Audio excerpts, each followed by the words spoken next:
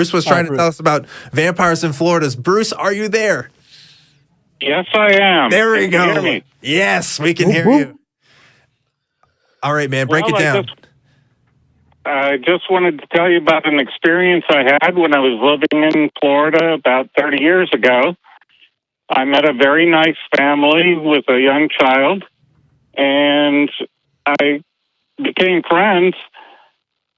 But one day they let me know that they would drink blood out of each other. And I found out there's quite a lot of them down in Florida and a lot in New York. You may have heard of the famous case about a guy who had a bunch of them a bunch of girls locked up in his house, and he drank out of them. Mm. Okay, wait, this is a different guy, right? Not the one not the family you knew. There was another guy who... Yeah, like I said, there were a lot of them there. There's been all kinds of strange fads, and I don't know. I'm sure somebody's going to email me and be like, hey, this is actually normal and safe, and here's how we do it with consent. I can tell you, I cannot put that around and I was going to make the joke, but you didn't pause long enough. I was going to say, when you said, there's this nice family and they had this kid, and they used to drink out of each other. And I'd say, and that kid is now the president of the United States of America. I think the best thing about this conversation is that you're telling me there's vampires in Florida. When I think of vampires, I'm thinking either Edward Cullen or like some Transylvanian, whatever the heck. The idea of Florida vampires is just really funny to be like, maybe they drink the blood of gators or something. I don't know. That's just... See, for me,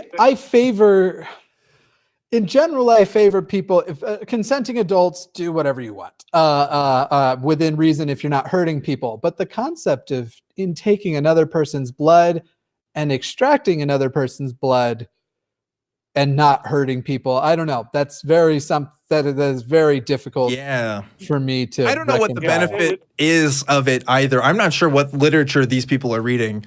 It would really only help an iron deficiency, to tell you the truth. Yeah, maybe, but I don't know, man. That's another level. You think you've heard of it all, and then, something else comes out. Oh, I thought they were very nice people, and as they explained it, it was kind of a foreplay to making love.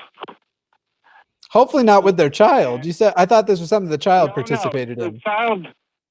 The child was not involved, as far as I know. Okay, good. Okay. What really freaked me out was the last experience I had, where I went into their apartment and there was this older couple there, and the whole atmosphere of the house felt like acid against my skin. And then the old lady smiled at me, and I swear to you, I saw fangs. Oh, well, no, there are people who get the modifications. You're right. Yeah. Or you can get those little plastic ones from Walmart, I don't. Hopefully they're keeping it under a tablespoon of blood a day. I don't know. This sounds like a nightmare to me. Mm-hmm. But I wanted to tell you about this experience. It was very strange to me. Thank you. Yeah. Yes. No, it didn't feel like... It didn't feel like a fantasy. It felt like a real experience. And I swear to you, those were not fake fangs.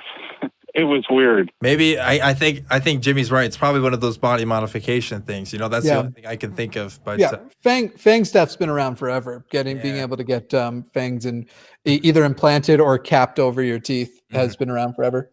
Well, Bruce, thanks so much. Thank you for telling me about this experience. I don't know if this has enriched my life or if I needed this information, but I'm glad you told it to me anyway. And Bruce, can I make one suggestion before you hang up on him? Mm-hmm. Did you already? Did you already hang up on him? No. No, I have not. No, he's still on. Yeah. Okay, Bruce. Let me ruin your entire evening on YouTube. People would think I was crazy. Bruce, let me ruin your entire evening on YouTube. Go look up urine therapy, and you'll see it gets worse. Oh, man, yeah. I knew about that. It does. Anyway. Yeah. I'll go now. Thank you. Have a nice rest of the show. You too, Bruce. Thanks again for sharing in that experience. Yeah, I think we talked about urine therapy on here one time, and then just as quickly as we talked about it, we let it go because I hate stuff like that, man. Have you had Cirrus on? I have had Cirrus on. You know, I think that's the episode when we did talk about it.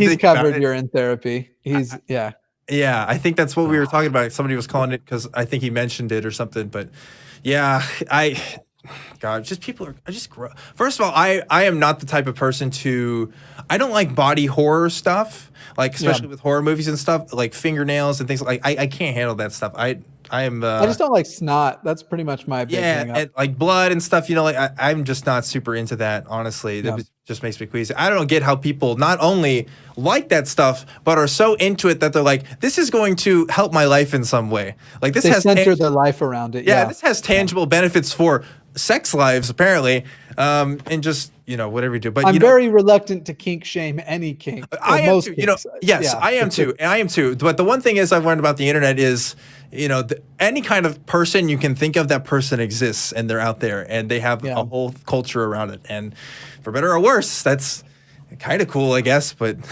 yeah, let me tell you, just from the things I've been offered in my DMs, I've learned a lot about a lot of new kinks. I can't imagine. I just can't imagine. Well, we want to keep doing the rapid fire calls here.